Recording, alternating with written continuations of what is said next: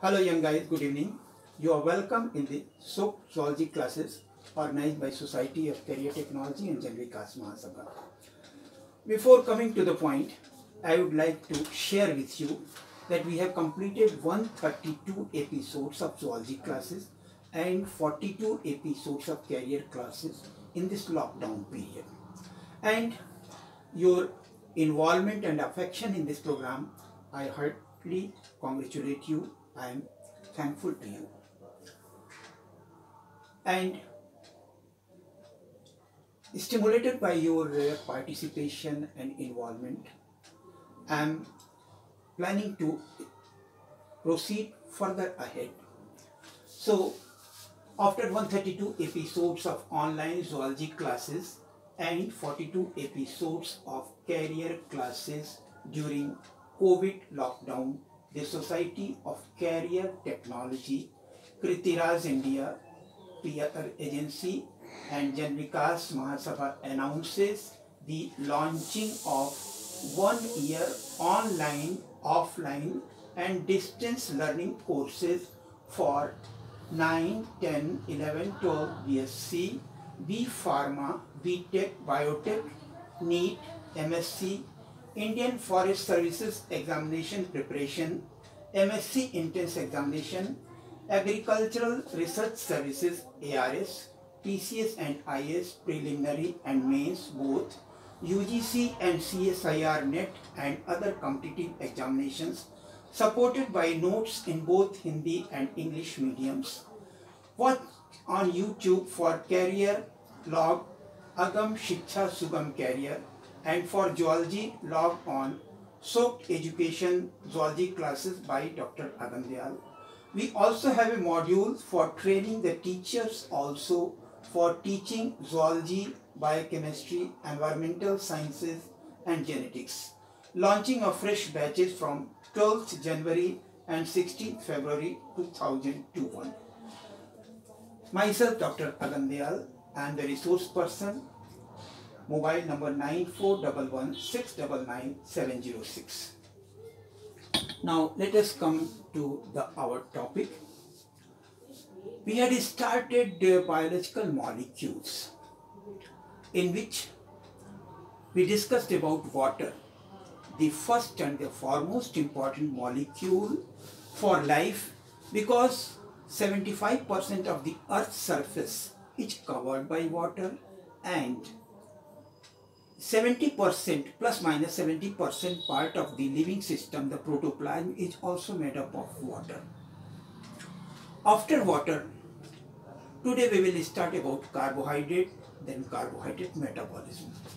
And for carbohydrate, the word itself indicates that it is about hydrates of carbon. It doesn't mean that you dissolve a carbon particle into water and it will form a hydrate. Only thing is that the carbohydrates are compounds of carbon, hydrogen, oxygen, and the ratio between hydrogen and oxygen is generally same as it is in water, and the carbohydrates are multiple of this CH2N. Carbohydrates may be sugar or non-sugar. Sugar, which are crystalline, which can dissolve in water. As you see, if a glucose is taken, a spoon of glucose is dissolved into water, it will become soluble. Similarly, a spoon of sugar, sucrose, if it is put in 1 glass of water, it will also dissolve. So it is also one type of carbohydrate. Glucose is actually an example of monosaccharide and sucrose is an example of disaccharide, because it is made up of 2 monosaccharide units, and during digestion it has to be broken into 2 monosaccharide molecules.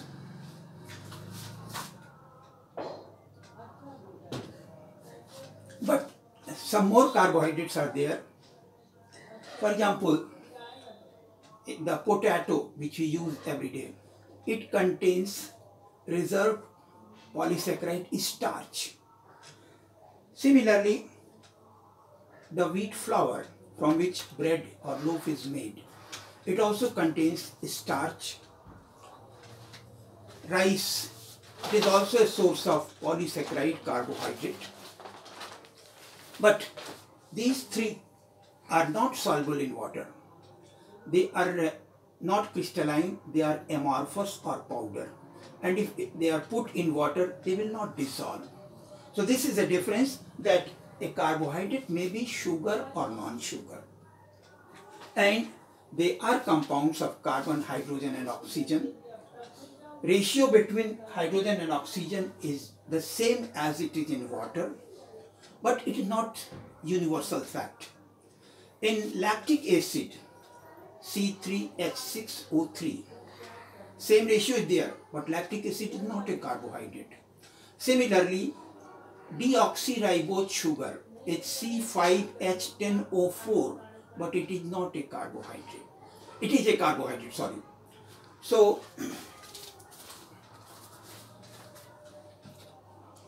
a new definition of carbohydrate has to be used, which can explain it universally. And that is, chemically, all carbohydrates are polyhydroxylaldehydes or ketones or their derivatives, acetals or ketones. They should have at least one or more than one hydroxyl group, and there is one either aldehydic group CHO or a ketonic group CO. The smallest carbohydrate is glycoaldehyde, although it is not found in living system, but it is found in liver because it contains only one hydroxyl group and the aldehydic group. It is called glycoaldehyde, 2 carbon carbohydrate. Then they may contain a ketonic group CO, for example, the smallest dihydroxyketone or acetone, which has 2 CH2OH, and aldehyde, 3 carbon aldehyde, the smallest carbohydrate found in living system. There are 2 isomers. They have one terminal secondary alcoholic group CH2OH and aldehydic group, but in the carbon present just adjacent to the secondary alcoholic group. If hydrogen is present on the left side, it is D form. If hydrogen is present on the right side, it is called L form.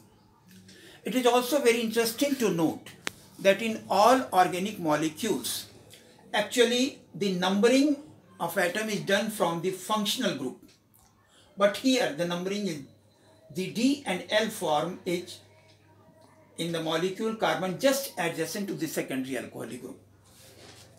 As I told you, lactic acid is CH3, CHOH, COOH. It is C3H6O3, but it is not having an aldehyde or ketonic group, so it is not a carbohydrate. Deoxyribose sugar, C5H10O4, one aldehyde group, one secondary alcoholic group CH2OH, and 3 carbon having hydrogen on one side and OH on the other side. If here OH is there, it will be ribose sugar, which is found in RNA. If from this carbon number 2, one oxygen is removed, it is called 2-deoxyribose sugar, which is a part of DNA molecule. This is the C5H10O5 ribose, and which is having H on one side, OH on one side. Here in deoxyribose, oxygen from the carbon number 2 is removed. Now, to 3 monosaccharides, disaccharides and polysaccharides. Let us see how. They are polyhydroxylaldehydes or ketones or their derivatives, acetals or ketones. Now they can be divided into 3 groups. monosaccharide, disaccharide and polysaccharides. Monosaccharide and disaccharide are actually sugar. They are crystalline. They can dissolve in water. Polysaccharides are amorphous in nature. They are not sweet in taste and they cannot dissolve in water. The monosaccharides can be divided into two categories. Monosaccharides have only one unit and they can be utilized by our cells directly. They need not to be broken down further. One group which contains, say, ketonic group CO, they are called ketose. The other group contains CHO, called aldose. Example of aldose is glucose, which is C6H12O6. Fructose is also C6H12O6, but here this hydrogen is shifted here, this hydrogen is also shifted here, so only CO remains. So it is a ketose which is called fructose. We will talk about more monosaccharides just now. Disaccharides found in living system animals, they are of three types. Sucrose, which are made up of two monosaccharide units, one glucose plus one fructose, which are attached by 1,4-alpha glycosidic bond. There is the maltose. Maltose is made up of two glucose molecules attached by 1,4-alpha linkage. Lactose or milk sugar, each again one galactose and one glucose, but they are connected by 1,4-beta linkage. The polysaccharides, in plants we have two important molecules, cellulose, which forms the covering of plant cells. They are made up of many glucose units, but they are connected by 1,4-beta linkage. And second is starch. Starch, which is found in the flour and rice also. So they are storage form of polysaccharides in plant cells. The starch is made up of two types of molecules, one amylose and other amylopectin. Cellulose is a polymer of many glucose units attached by 1,4-beta glycosidic linkage. Amylose is a polymer of many glucose units attached by 1,4-alpha glycosidic linkage. In amylopectin also there is 1,4-alpha linkage. Along with that, at certain places there is 1,6-alpha linkage, which makes a branching in the chain. And this branching is found in both amylopectin and in glycogen. Glycogen, which is the storage form of glucose in animals, it is stored in liver cells and muscle cells. Here also many glucose units are there. They are attached by 1,4-alpha linkage, and at certain places there is 1,6-alpha linkage. Now let us describe some more monosaccharides. So the monosaccharides may be made up of 2, 3, 4, 5, 6 or 7 carbons. The most popular one are made up of 6 carbon units. They are C6H12O6. Although there are about 20 isomers, but the most important one found in living systems are 4. One, in all the monosaccharides, there is aldehyde group on one side, secondary alcoholic group on the other end.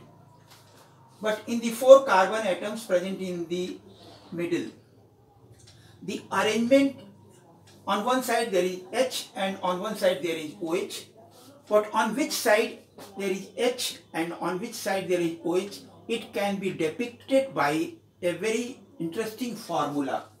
For example, glucose is 1,2,1,1. If hydrogen is on this side, it is called 1 position. If hydrogen is on this side, it is called 2 position. So D-glucose is 1, 2, 1, 1. Similarly, mannose is 2, 2, 1, 1. Here 2, 2, 1, 1. In galactose we have formula 1, 2, 2, 1. Means 1, 2, 2, 1. So from this formula you can remember the structural formula of all these monosaccharides very comfortably. As I described you about D-glyceraldehyde and L-glyceraldehyde, depending upon the position of H and OH of the carbon just adjacent to the carbon of secondary alcoholic group. So here glucose may also form D-glucose or L-glucose. L-glucose is 1, 2, 1, 2. Because here in this carbon, here in D-glucose, here hydrogen is present on this side. In L-glucose, it is present on this side. So the terminology is 1, 2, 1, 2. Now, a very interesting point is that, as you know, the bond angle of carbon is 109 degree 28 minutes. So actually these monosaccharides are not straight chain molecules. Only 10% of property can be explained by straight chain and 90% properties can be explained by ring formula. Why ring formula? Because if you think about the real bond angle, this straight molecule is not like this. It is like this, that one carbon is here, the second carbon is here, third one is making an angle of 109 degree. Here also in between 3 and 4th the angle is 109 degree. Here also the angle is 109 degree 28 minutes. So what happens? The H of carbon number 4 and 5 come very close to oxygen atom of the carbon number 1. And as you know, electronegativity of oxygen is much more. So either this one or this one carbon is attracted by this oxygen. So to explain this, Fischer gave a formula, Fischer's formula, in which he said that from carbon number 1, 2, 3, 4, 5. You can see here that the hydrogen atom attached with carbon number 4 and 5 have become very close to oxygen of the aldehyde group of carbon number 1. So Fischer depicted it like this, that this hydrogen becomes attached with oxygen to form an OH, and the oxygen comes in this site in the middle. Here it appears as if they are very far, but they are not very far. Actually they are very close to each other. So Fischer formula, now by this the carbon number 1 still becomes asymmetric. So there may be 2 isomers, alpha D glucose in which hydrogen is present on this side, hydroxyl on this side. There may be a beta D glucose in which from the carbon number 1 hydrogen is present on this side, OH is present on this side. So there may be 2 isomers. Although it is a good depiction, but it is not still according to the original bond angle. So after a few years, Haworth gave another formula called Haworth projection, in which he depicted them by a 6 hexagonal ring starting from this oxygen, carbon number 1, was depicted here, carbon number 2 here, carbon number 3 here, carbon number 4 here, carbon number 5 here, and carbon number 6 became outside from this ring. And those molecules, atoms which are present on this side, they were depicted on upside. Those groups which are attached on the right side, they were made on the lower side. So this way, it is essential to study it, because for understanding the configuration of a disaccharide and polysaccharide and what is the bonding in between, this Hayward's projection is more convenient, more comfortable. In straight chain, disaccharide and polysaccharide, to explain it will become much more difficult. So you can see here, when two monosaccharide will combine, here also carbon number 1, hydrogen is on this side, OH is on this side.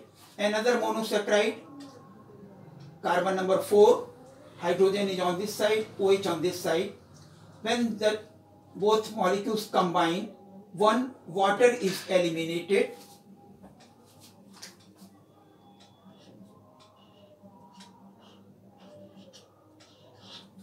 and as you can see here, only one oxygen remains. So as it is a bond between carbon number 1 and carbon number 4 of the other monosaccharide, and it is a glycosidic bond, it is called 1,4 alpha glycosidic linkage, because it is alpha position. Another thing, if it is a beta, suppose this one in which hydrogen is on this side, OH on this side. So hydrogen is on this side, OH on this side. And another monosaccharide having hydrogen on this side, OH on this side. When both will combine, what will happen? OH and OH will combine, one water will be eliminated, and a bond will form like this. As it is a beta linkage, so this is called 1,4 beta glycosidic linkage. Now in cellulose, all the glucose molecules are bound by this 1,4 beta glycosidic linkage. And sometimes for branching, 1,6 alpha glycosidic linkage may be formed. There is one monosaccharide here, this is alpha glycosidic bonds, H here, OH here. Another monosaccharide, carbon number 1, 2, 3, 4, 5, 6. 6 carbon having 2 hydrogen and an OH.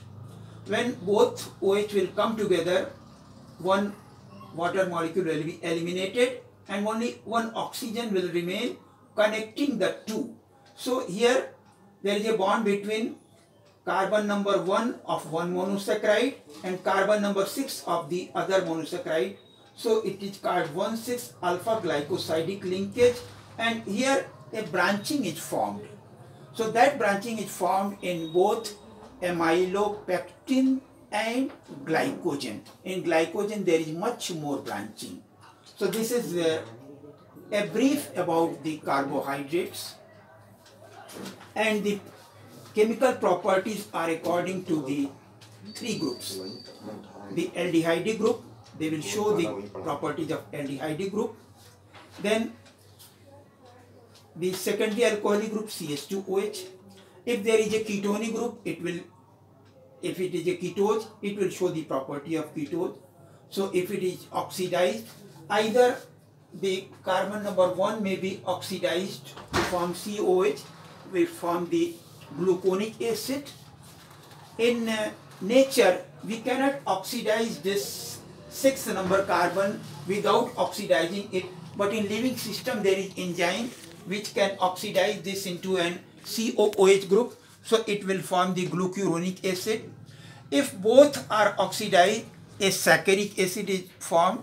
So that way all chemical properties of these groups are shown by these molecules. Later on we will talk about the metabolism of carbohydrate on the next turn. Thank you very much.